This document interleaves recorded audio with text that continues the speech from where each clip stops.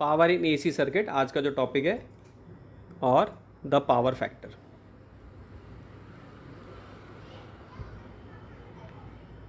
So power का formula क्या होता है बच्चों? वी आई होता है ना।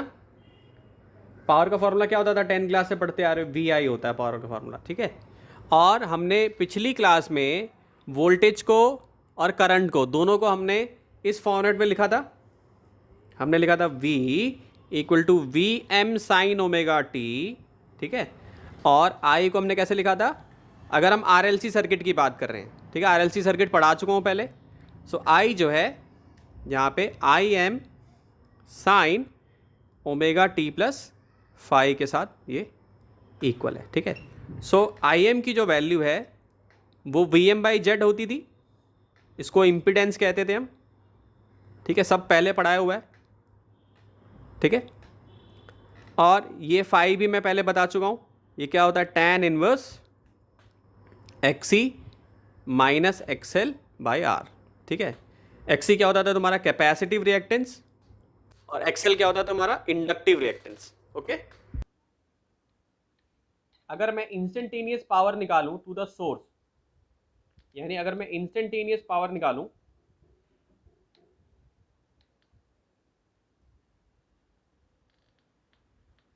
P supplied to the system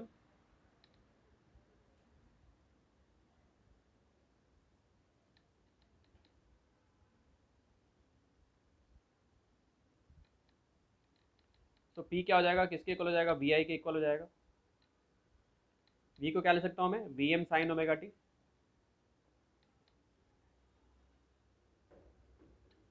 और I को क्या ले सकता हूं मैं? I m sine omega t plus five, I m sine omega t plus five, ठीक है, ऐसे लिख सकता हूं उसको। दोनों को मल्टीप्लाई कर दिया मैंने, तो दोनों को मल्टीप्लाई करूंगा मैं तो ये आ जाएगा V m I m upon two, और इसको पूरे को मैं साइन और इस वाले फॉर्मूले को मैं लिख सकता हूं cos phi minus cos two omega t plus five.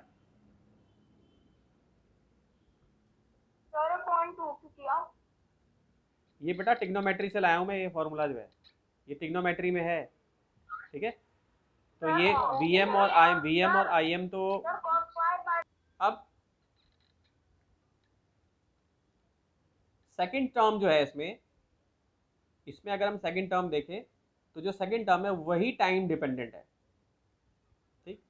हमने देखा था हमेशा एवरेज तो जीरो ही होता था हमेशा, जो है ना। तो हम क्या करेंगे, इसको हम ऐसे भी लिख सकते हैं, power equal to V m I m upon two और कॉस फाइव, ठीक है, ये भी लिख सकते हैं हम इसमें, ठीक। ये वाला हम नेगलेक्ट कर देंगे, तो इसका एवरेज जीरो निकलेगा, जो है ये टाइम डिपेंडेंट, ये जो इक्वेशन है टाइम डिपेंडेंट इक्वेशन है, इसका जीरो निकल जाएगा। इसमें टाइम है नहीं, टाइम डिपेंडेंट इक्वेशन है, इसको फिर हम यहाँ से हटा देंगे, इसको हम नेगलेक्ट कर देंगे क्योंकि ये टाइम डिपेंडेंट है, और एवरेज जो होगा इसका जीरो हो जाएगा, ठीक है। यानी पॉजिटिव हाफ जो कोसाइन का है वो कैंसिल हो जाएगा नेगेटिव हाफ के साथ, तो इस केस की वजह से ये क्या होगा कि पूरा जीरो हो जाएगा, ठीक है। सो पावर इक्वल टू क्या लिख लिया हमने? V m I m upon two और कॉस फाइव लिख दिया। अब इसको एक और तरीका लिखने का, इसको ऐसे भी लिख सकता हूँ, V m by root two लिख लूँ भाई, और इसको I M by root two लिख लूँ, है ना, और ये कॉस फाइव लिख लूँ मैं। तो रूट टू तो टू ही होता है, तो यानी ऐसे भी लिख सकता हूँ मैं इसको, कोई दिक्कत नहीं होनी चाहिए, ठीक है। तो यानी कि मैं इसको पावर को ऐसे भी लिख सकता हूँ, वी आई और कॉस फाइव। ये फॉर्मूला मैं आपको पहले ही बता चुका हूँ कि जो वी होता था वो क्या होता था? V m by root two होता था ना। और आई में जब मैंने स्टार्टिंग में आर एम एस बताया था आप लोगों को, तो आई भी क्या होता है? I M by root two होता है, तो वहाँ से मैंने इसको ऐसे लिख लिया, ठीक है। एसी को डीसी के टर्म्स में लिखते हैं, डीसी को एसी के टर्म्स में लिखते हैं हम, ठीक है। इसको लिख लीजिए। जो एवरेज पावर होती है बच्चों, जो एवरेज पावर होती है वो वोल्टेज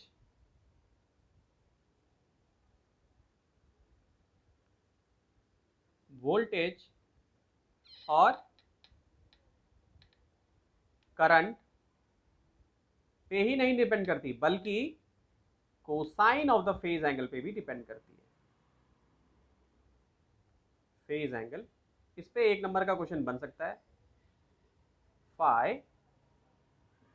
ठीक है, इस फाई एंगल पे भी डिपेंड करती है, यानी कि पावर इक्वल टू, अगर मैं लिख रहा हूँ आई स्क्वायर, जेड मेरा इंपिडेंस हो गया, ये फाई पे भी डिपेंड करेगी, इस फाई पे भी डिपेंड करेगी, ठीक है।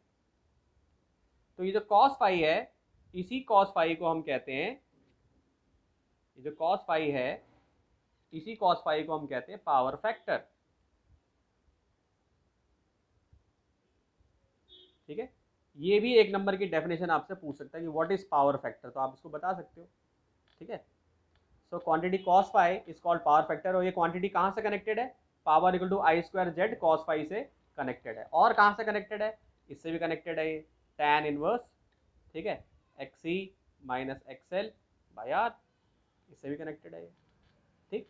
तो अब इसको देखते हैं कि अलग अलग केस में इस फाई की वैल्यू क्या होती है, अलग अलग केस में अगर हम देखें तो इस फाई की वैल्यू क्या होगी। जैसे मान लो अगर सबसे पहले हम सबसे पहले रेजिस्टिव सर्किट की बात करें, यानी ऐसा सर्किट जिसमें रेजिस्टेंस ही यूज किया हमने, ठीक है। तो इसमें क्या है, केवल आर कनेक्टेड है, रेजिस्टेंस ही कनेक्टेड है इसमें, ठीक है। तो उसको रेजिस्टिव सर्किट करेंगे, तो इस केस में जो फाई की वैल्यू होगी वो 0 होगी, ठीक है। तो कॉस फाई की वैल्यू क्या हो जाएगी, यहाँ पे कॉस 0 डिग्री की वैल्यू क्या हो जाएगी बच्चों, 1 हो जाएगी, ठीक है।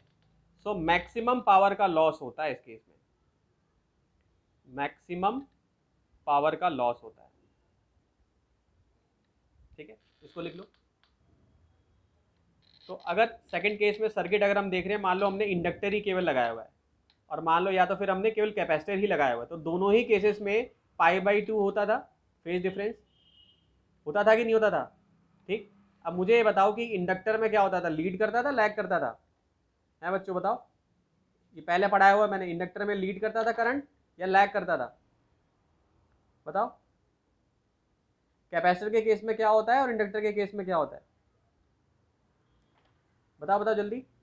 कैपेसिटर के केस में π/2 अहेड होता था, ठीक है, गुड गुड। कैपेसिटर के केस में जो आई होता था वो π/2 अहेड होता था ऑफ द वोल्टेज फेजर, ठीक है। यानी कि यहाँ पे कैपेसिटर के केस में ये I/2 आगे होता था, तो यानी कि 90 डिग्री से आगे, ठीक है। और उसमें क्या होता था, जो इंडक्टर हम यूज़ करते थे, इंडक्टर वाले में आई पीछे होता था, ये वोल्टेज हमारी ऐसे होती थी, आई हमारा यहाँ पीछे होता था, ठीक है, यू मोशन होता था और 90 डिग्री का एंगल बनता था, ठीक। तो दोनों में ही आप देख रहे हो π/2 की वैल्यू ही लेनी है हमें, ठीक। तो पावर फैक्टर अगर मैं इसका देखूंगा, सो कॉस फाई की वैल्यू क्या होती है, कॉस फाई की वैल्यू क्या होगी, यहाँ पे कॉस 90 डालोगे तो 0 हो जाएगी, होगी ना। तो 0 हो जाएगी, तो इसका मतलब है कि no power is dissipated, no power is dissipated. क्यों, क्यों ऐसा होगा, क्योंकि जो हमारी इक्वेशन है वो आई स्क्वायर जेड कॉस 90 हो जाएगी, तो ये क्या हो जाएगा, 0 हो जाएगा, तो पावर 0 हो गई, ठीक। लेकिन तुम लोग अब सोच रहे हो कि सर ऐसा कभी हो सकता है कि पावर 0 हो जाए, ठीक। मुझे समझ ही नहीं आया।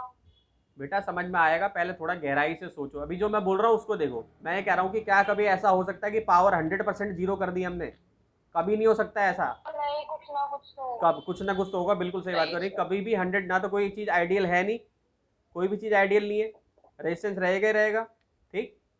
हाँ, मॉलिकुलर लेवल पे जाएँ, बहुत नैनो लेवल पे जाएँ तो वहाँ रेजिस्टेंस खत्म हो जाता है, क्योंकि वहाँ फिर टाइम जो स्पेस है वो अगर आप देखो तो उस हिसाब से बढ़ता जाता है, बड़ा सरफेस एरिया बढ़ता जाता है जैसे जैसे हम नीचे जाते हैं, ठीक। तो इस केस में देखो, इसको इसमें एक टर्मिनोलॉजी इसमें एक नई निकल के आएगी जिसको बोलेंगे वॉटलेस करंट, वॉटलेस करंट, ठीक। क्यों ऐसा हुआ, क्योंकि यहाँ पे हमारी इक्वेशन में पावर हमारी 0 आ गई, ठीक है, कॉस फाई की वैल्यू 0 हो गई। तो अब हम क्या लिखेंगे कि no power is dissipated even though current is flowing in the circuit, no power is dissipated, इसलिए इसका नाम क्या हो गया, वॉटलेस करंट हो गया। तो ये सीबीएसई बोर्ड में पूछा जाएगा, ये सीबीएसई बोर्ड में आया हुआ है already question, what is wattless current, what is wattless current, ठीक है। तो इसका आंसर कैसे दोगे, यही सब समझाओगे कि कॉस फाई की वैल्यू जो है यहाँ पे 90 डिग्री है, 90 डिग्री है, इस वजह से पावर हमारी जीरो हो रही है, ठीक है। इक्वेशंस में एक जीरो आ गए, लेकिन रियल वर्ल्ड में ऐसा नहीं होता, पावर कभी जीरो नहीं होती, लॉस तो होगा ही होगा, कुछ ना कुछ लॉस तो होगा ही होगा, ठीक है। लेकिन यहाँ पे no power is dissipated, no power is dissipated, ठीक, even though current is flowing, even though current is flowing,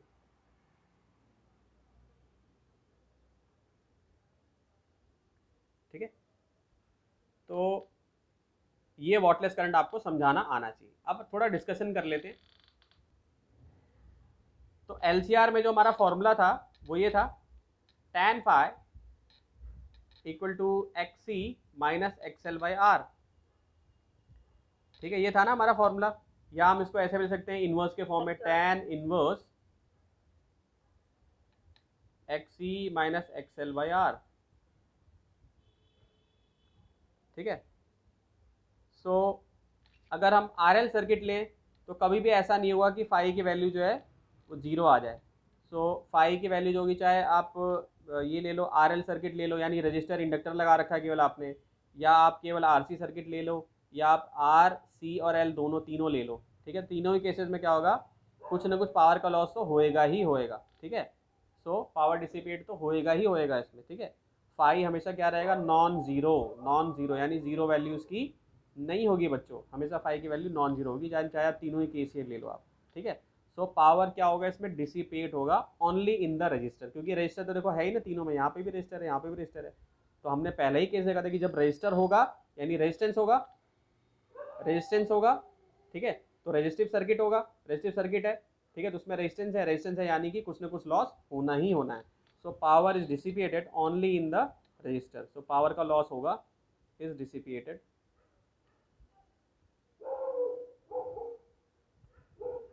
only in the register, ठीक है। ये तीसरा केस है, इसको लिख लो। तो चौथा जो केस है, एलसीआर सर्किट की बात करें और रेजोनेंस की बात करें, तो जैसे ही रेजोनेंस यहाँ पर आया तो आप लोगों को समझ लेना है कि एक्सएल की वैल्यू जो है एक्सी के इक्वल है।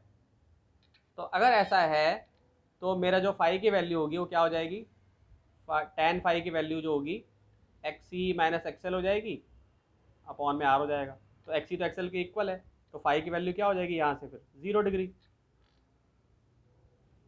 हो जाएगी ना, 0 डिग्री, ठीक। तो cos 0 डिग्री की वैल्यू क्या होगी, यहाँ से 0 निकाल लिया हमने फाई की वैल्यू, और cos 0 डिग्री वैल्यू क्या हो जाएगी, 1 हो जाएगी, ठीक है। तो पावर की वैल्यू यहाँ पे क्या हो जाएगी, आई स्क्वायर जेड लिखेंगे, और ये किसके इक्वल हो जाएगी, आई स्क्वायर आर के इक्वल हो जाएगी, ठीक है।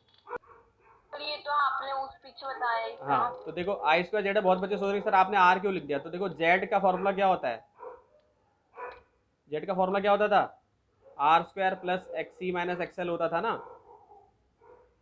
ये होता था ना। तो ये तो खत्म हो जाएगा पहले ही, तो जेड किसके इक्वल आ जाएगा, आर के इक्वल आ जाएगा। तो पावर की वैल्यू क्या हो जाएगी, आई स्क्वायर आर यहाँ पर हो जाएगी, ठीक है। तो यानी कि यहाँ पे भी रेजिस्टेंस की वजह से ही पावर का जो है नुकसान हमें यहाँ पे देखने को मिलेगा, ठीक है। So maximum power dissipated in a circuit through R at resonance, ठीक है, ठीक है। तो उसको लिख लीजिए, मैक्सिमम पावर जो डिसिपेट होगी वो केवल आर की वजह से होगी, और रेजोनेंस पे के टाइम पे केवल आर की वजह से जो लॉस हो रहा है वही होगा। तो इसीलिए power equal to I square Z है, तो equal to I square R, ये आ गया, फटाफट लिख लीजिए। इस टॉपिक से रिलेटेड है जो मैं पढ़ा रहा हूँ, आरएलसी सर्किट पढ़ा रहा हूँ, उसी टॉपिक से ये क्वेश्चन रिलेटेड है। एनसीईआरटी का एग्जाम्पल 7.6 है, सॉल्व्ड एग्जाम्पल है, आंसर नहीं देखना है, केवल कॉन्सेप्ट अप्लाई करना है। इसमें पेज 251 पे दिया हुआ है, पहला पार्ट हमें सॉल्व करना है। देखो हमें क्या क्या दिया हुआ है इसमें, आर हमें दे रखा है 200 ओम, कैपेसिटर की वैल्यू दे रखी है, ठीक है, यानी कि सी दे रखी है। कैपेसिटर अलग चीज़ है, कैपेसिटेंस अलग चीज़ है, ठीक है, और कैपेसिटिव रिएक्टेंस अलग चीज़ है, ठीक है। तो कैपेसिटर की ये हमें सी की वैल्यू दे रखी है, हमें कितनी है, 15 माइक्रोफेरेड दे रखी है, ठीक है। कैपेसिटर की यानी कि हमें सी दे रखी है, सी की वैल्यू दे रखी है, क्यू इक्वल टू सी भी होता था ना, ये पढ़ा है पहले फॉर्मूला। तो ये वाला सी हमें दिया हुआ है, कैपेसिटेंस हमें दे रखी है, और 220 वोल्ट है, वोल्टेज हमें दे रखी है कितनी है, 2√0 वोल्ट दी हुई है, ऑब्वियसली डीसी की वोल्टेज है ये। और हमें फ्रीक्वेंसी कितनी दी हुई है, हर्ट्स फ्रीक्वेंसी की यूनिट होती है, यूनिट को देखकर आप पता लगा सकते हो क्या दिया, तो फ्रीक्वेंसी हमें 50 हर्ट्स दी हुई है। तो कह रहा है calculate the current in the circuit, यानी कि पहले क्या निकालना है हमें, ये आई निकालना है बच्चों। ठीक, तो आई का फॉर्मूला क्या होता है भाई, एक तो ये होता है V/R, लेकिन केवल R से तो काम चलेगा नहीं, यहाँ पे ये वाला तो पूछ नहीं रहा है। ठीक, तो यहाँ पे I = V/Z लगाना है हमें।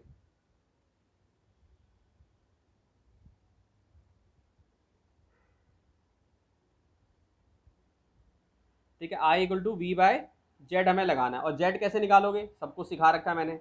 Z = क्या हो जाएगा, R² plus XC minus XL। XL यहाँ पे है ही नहीं तो उसको छोड़ देंगे, इसका स्क्वायर कर देंगे, तो R² प्लस XC का स्क्वायर हो जाएगा। अब XC का फॉर्मूला क्या होता था, XC का फॉर्मूला क्या होता था बच्चों, 1/ωc होता था ना। हाँ, और ओमेगा क्या होता था, 2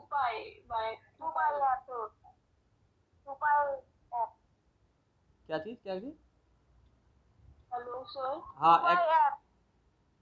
हाँ, तो XC की वैल्यू जो है यहाँ पे पुट कर दोगे, R की वैल्यू तुमको दे रखी है, फटाफट अपने अपने रेशनल में सॉल्व करो सब लोग, फटाफट सब लोग सॉल्व करो। ओमेगा का एक और फॉर्मूला पहले भी बता चुका हूँ, 2π इंटू फ्रीक्वेंसी हो जाएगा, ठीक है, इंटू C हो जाएगा। मीटिंग में एंड कर रहा हूँ, ठीक है। तो सॉल्व करते वक्त एक चीज़ आपको ध्यान देना है, ये क्वेश्चन तो सबको पता चल गई है इजीली, यहाँ पे -2 लेना है, क्योंकि XC 1/ωc होता है ना, तो ωc ऊपर जाएगा तो -2, तो यहाँ पे -2 लेना है आपको, ठीक है। अब ये -2 लेना है, तो फिर आप जब इसको मल्टीप्लाई करोगे तो ये रेशियो में आएगा, ठीक है। फिर सब कुछ सॉल्व करने पे ये एग्जैक्ट वैल्यू तो नहीं आएगी, तो 291.5 के लगभग ये वैल्यू आ जाएगी। अब हमने पढ़ा था I = V/R, तो R का यहाँ पे काम है नहीं, क्योंकि यहाँ पे कैपेसिटर भी लगा हुआ है, तो ये क्या बन जाएगा, अब इम्पिडेंस बन जाएगा, तो I = V/Z हो जाएगा। तो V की वैल्यू कितनी है, 220 हमें दी हुई है, वोल्टेज हमें दी हुई है क्वेश्चन में साफ साफ, V कितनी है, 220 वोल्ट है, ठीक। और Z की जो वैल्यू है वो हमने निकाल ली है, 291.5 ओम हमने ले लिया है। तो I की जो वैल्यू आएगी वो कितनी आ जाएगी, 0.755 ये एम्पियर आ जाएगी, ठीक है। ये तो बहुत ईजी था, कुछ इसमें मुश्किल नहीं है। जो सेकंड वाला पार्ट है ना, सेकंड वाले पार्ट का जो पैराडॉक्स वाला पार्ट है, उसमें थोड़ा बच्चों को दिक्कत आती है कि ये कैसे चीज़ होगी, ठीक है। तो क्वेश्चन को अगर ध्यान से पढ़ोगे तो उसमें लिखा है, पहले तो बी पार्ट में क्या निकालना है, RMS वोल्टेज निकालना है across the register and capacitor, तो उसमें तो कोई दिक्कत ही नहीं है, RMS वाला हमें निकालना है, यानी कि हमें DC वाला निकालना है, तो हम IR से इसको मल्टीप्लाई कर देंगे। करंट सबको पता है, रेजिस्टेंस की वैल्यू जो है हमारे को मालूम है, तो ये हमारा बी पार्ट हम इजीली निकाल लेंगे। करंट कितना है, 0.755 एम्पियर, और रेजिस्टेंस की वैल्यू कितनी है, 200 ओम, ठीक है। और ऐसे ही VC की वैल्यू निकलेगी, तो उसमें क्या हम ले लेंगे, I कैपेसिटर के अराउंड लिखेंगे, देखेंगे तो I XC लेना पड़ेगा, क्योंकि जो कैपेसिटर का जो रेजिस्टेंस है वो क्या है, यहाँ पे इसका जो रेजिस्टेंस है वो क्या है, XC है, जैसे इसका R था तो वैसे XC है यहाँ पे। करंट की वैल्यू कितनी है, 0.755, ठीक, मल्टीप्लाइड बाई 212.3, ठीक है, 212.3 के लगभग, मतलब एग्जैक्ट वैल्यू इसकी आएगी। तो इसको सॉल्व करने पे वोल्टेज XC के अराउंड कितनी हो गई, 160.3 वोल्ट हो गई, ठीक है। तो यानी कि हमने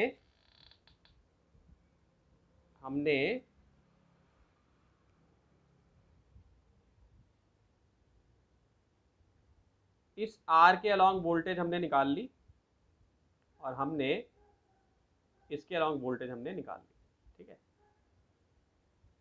सो दोनों की वैल्यू हमने निकाल ली, R की भी निकाल ली और VC की भी निकाल ली। अब यहाँ पे असली इंटरेस्टिंग क्वेश्चन आता है। क्वेश्चन में क्या बोला गया है कि is the algebraic sum of this voltage, यानी इनका जो सम है, एल्जेब्रिक सम जो वोल्टेज का है, यानी R का क्या निकला था, यहाँ से कहानी असली शुरू होती है। 151 वोल्ट है ये, और ये 160.3 वोल्ट है, ठीक है।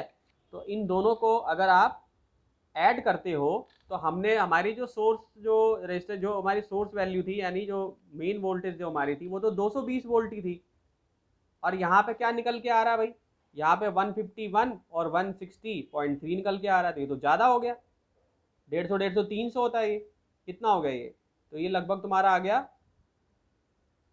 311.30 आ गया।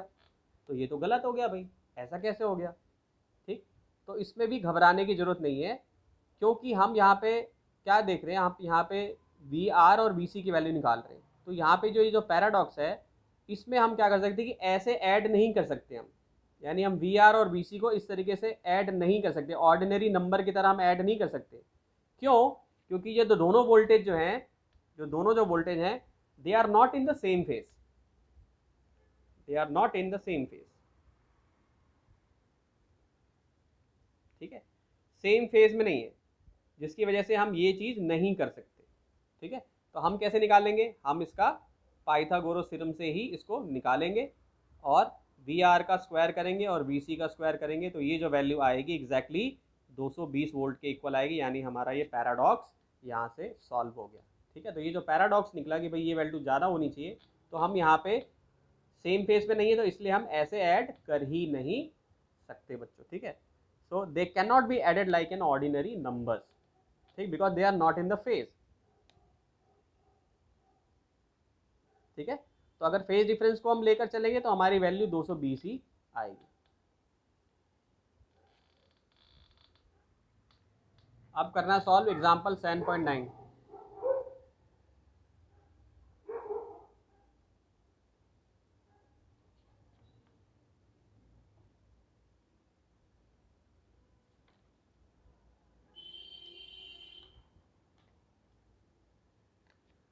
लेकिन इससे पहले एग्जाम्पल 7.8 भी देखना पड़ेगा तुमको, क्योंकि उसका डेटा यहाँ पे यूज़ करना है। तो पहले एग्जाम्पल 7.8 ही कर लो, जो पेज 253 पे दिया हुआ है। ठीक है बच्चों, पहले ये कर लो, फिर 6.9 कर लेना, क्योंकि इसका डेटा इसमें यूज़ होना है। तो एग्जाम्पल 7.8 में बोला हुआ है कि एक साइनोसॉइडल वोल्टेज है जिसकी पीक वैल्यू 283 वोल्ट हमें दी हुई है, फ्रीक्वेंसी हमें, यानी पीक वैल्यू जो है हमारे पास कितनी है, पीक वैल्यू है 283 वोल्ट। ठीक है, फ्रीक्वेंसी हमें दी हुई है, फ्रीक्वेंसी हमारी कितनी है, 50 हर्ट्ज है। ठीक है, और इसको हमने किसके साथ अप्लाई किया है, LCR सर्किट के साथ हमने अप्लाई किया है, जिसमें कि R की वैल्यू कितनी है, 3 ओम, L की वैल्यू कितनी है, 25.48 mH। ठीक है, और C की वैल्यू कितनी है, 796 माइक्रोफैरेड। ठीक है, ये हमें वैल्यू दी है। तो हमें बताना है, कह रहा है कि find the impedance of the circuit, यानी जेड निकालना है। तो जेड का फॉर्मूला क्या होता है, जेड का होता है R square plus X L minus X C का होल स्क्वायर। ठीक है, तो हमें सारा कुछ चाहिए, ये हमें सारा कुछ चाहिए ना, एक्सएल चाहिए, एक्सी चाहिए, तो फटाफट एक्सएल निकाल दो। ओमेगा एल होता है, एक्सी क्या होता है, 1/ओमेगा सी होता है। ठीक है, ओमेगा का मैंने तुम्हें बता रखा है 2 पाई इंटू फ्रिक्वेंसी होता है, इंटू में एल हो जाएगा, तो एक्सएल निकल जाएगा। सब अपनी कॉपी में कैलकुलेट करो और एक्सी भी निकल जाएगा। तो ये एक्सएल हो गया 2 pi into frequency into L, और एक्सी क्या हो जाएगा, 1/2 पाई फ्रिक्वेंसी इंटू सी। सब कुछ दिया हुआ है, सी भी दिया हुआ है, लेकिन इसको कन्वर्ट करना आना चाहिए। माइक्रो है तो 10⁻⁻6 हो जाएगा, मिली है तो 10⁻³ हो जाएगा। ठीक है, तो सब कुछ सॉल्व करने पे इसकी जो वैल्यू आएगी वो 4 ओम आएगी। ठीक है, और एक्सएल की वैल्यू आएगी 8 ओम। ठीक, आर तुमको दिया हुआ है पहले से ही, सीधा जेड में डाल दोगे, जेड ही इम्पिडेंस होता है। तो ये हो जाएगा, आर की वैल्यू होगी तुम्हारी 3 का square plus X L minus X C, ये तुम्हारा क्या हो गया, 8 माइनस 4 का स्क्वायर हो गया। ओके, तो ये लगभग आ जाएगा सब कुछ सॉल्व करने पे 9 माइनस 16, तो 16 और 9 हो जाएगा तुम्हारा 25, तो ये तुम्हारा आ जाएगा 5। ठीक है, जेड 5 आ गया। ठीक, फेज डिफरेंस निकालना है इसके बाद, सेकंड पार्ट जो है। तो tan इनवर्स क्या होता है, formula X C minus X L by R होता है। तो ये भी बहुत इजीली निकाल लोगे, एक्सी तुमको पता है, एक्सएल तुम्हें मालूम है। तो ये क्या हो जाएगा, 5 हो जाएगा tan इनवर्स 4 माइनस 8/3 हो जाएगा। तो ये कितना हो जाएगा, माइनस 53.1 डिग्री हो जाएगा। ठीक, सॉल्व करने पे जो tan की जो वैल्यू आएगी। ठीक, तीसरा, फाई नेगेटिव क्यों है, क्योंकि करंट इस सर्किट में लैग कर रहा है। ठीक है, करंट इसमें सर्किट में लैग कर रहा है तो फाई की वैल्यू नेगेटिव आती है, ये पहचान है कि यानी करंट इसमें लैग कर रहा है। ठीक है, तीसरे पार्ट में power equal to I square R formula हम लगा देंगे, और आई को हम कैसे ले सकते हैं, I M by root two, ये भी पहले पढ़ाया हुआ है, इसका स्क्वायर कर देंगे, ये आर कर देंगे। ठीक है, तो ये भी बहुत ईजिली सॉल्व हो जाएगा। इसमें वैल्यू डाल दोगे तो कितना आएगा, इसकी वैल्यू, आई की वैल्यू पहले निकाल लेते हैं। तो आई जो होगा वो निकलेगा I M by root two. ठीक, I M by root two. So I M की जो वैल्यू है, पीक वैल्यू का मतलब ये होता है, ये दिया हुआ है। ठीक, अब आई क्या होता है तुम्हारा, वी बाई आर होता है। ये आई जो है, आई जो होता है तुम्हारा क्या होता है, वी बाई आर होता है कि नहीं होता। ठीक, तो इसको ऐसे भी लिख सकता हूँ मैं, इस चीज़ को थोड़ा चेंज करके लिख सकता हूँ मैं। सो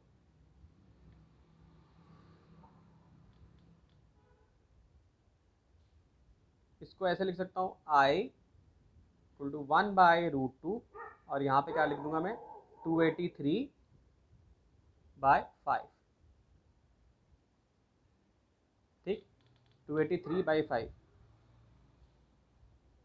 ठीक है, सो ये 1/√2 हो जाएगा। इसको सॉल्व कर लोगे तो इसकी जो वैल्यू आएगी लगभग किसके आ जाएगी, 40 एम्पेयर के इक्वल आ जाएगी।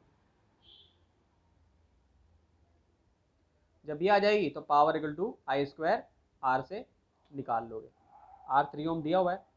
ठीक, अब ये जो 5 जो लिया है बेटा मैंने, ये क्या लिया है 5, कुछ बच्चों को ये थोड़ा समझ में नहीं आ रहा होगा। ठीक है, तो ये जेड जो है, ये 5 मैंने लिया है यहाँ पे, ये जेड है तुम्हारा। ठीक है, सो पावर इक्वल टू, मैं ये आई की जगह पे मैंने क्या लिखा है, ये थोड़ा समझने वाला है, इसमें कंफ्यूज मत होना। इसको मिटा देता हूँ पहले मैं, थोड़ी जगह मिल जाएगी मुझे करने के लिए।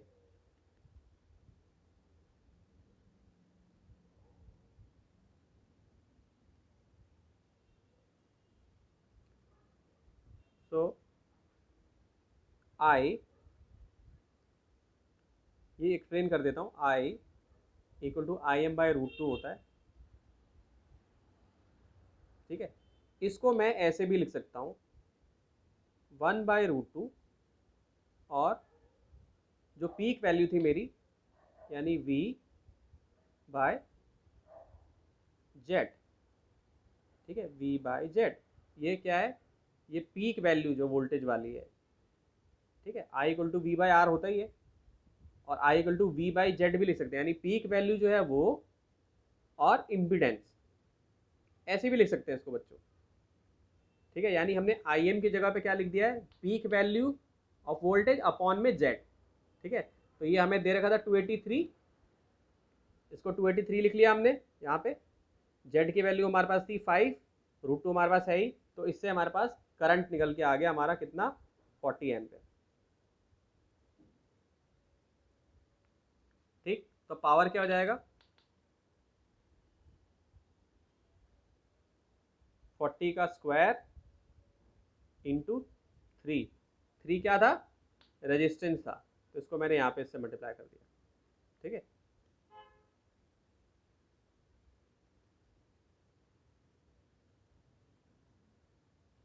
अब आते हैं पावर फैक्टर पे। तो पावर फैक्टर में जो tan की जो वैल्यू हम लेकर आए थे, पावर फैक्टर क्या होता है, cos फाई तो होता है ना पावर फैक्टर। ठीक है, सो